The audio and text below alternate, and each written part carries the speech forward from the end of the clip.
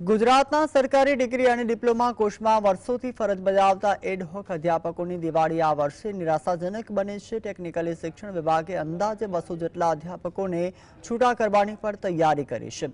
Professor of the પ્રેક્ટિસના આધારે નવી કરાર આધારિત ભરતી કરવાની પણ યોજના બનાવી છે। જો કે ઘણા અધ્યાપકો છેલ્લા 15 થી 20 વર્ષથી સેવા આપી રહ્યા છે, ત્યારે તેમના સ્થાને નવી ભરતી કરવાને લઈને પ્રશ્નો પણ ઉઠી રહ્યા છે। હોદ્દેદારો શોકોઝ નોટિસ પણ આપી છે અને પણ વર્ષો જૂની નિષ્ઠાને નજરઅંદાજ કરવી શિક્ષણ ક્ષેત્ર માટે ગંભીર મુદ્દો પણ બની ગયો છે।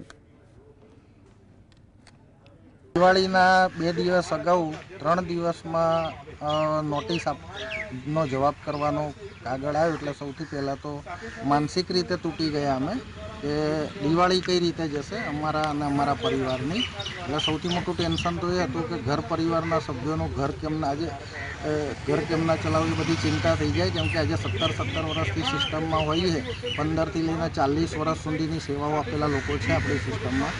અચાનકથી આવો લેટર આવે કે 3 દિવસમાં તમારી સેવા સમાપ્ત કેમ ના કરવી એનો જવાબ કરવો, અને જો જવાબ નહીં કરો તો એ પ્રમાણે આગળ કાર્યવાહી અમે કરીશું।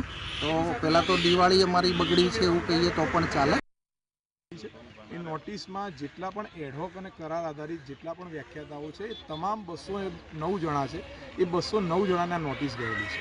અને નોટિસમાં એમનું મુખ્ય કારણ એવું બતાવવામાં આવ્યું છે કે જે પ્રોફેસર ઓફ પ્રેક્ટિસનો એમાં ઉલ્લેખ કરવામાં આવ્યો છે કે પ્રોફેસર ઓફ પ્રેક્ટિસના ધોરણે એ જગ્યાઓ ભરવાની થાય છે। સાથે સાથે એ નોટિસમાં એવું પણ ઉલ્લેખ કરવામાં આવ્યો છે કે તમને જીપીએસસીના ચાન્સ આપવામાં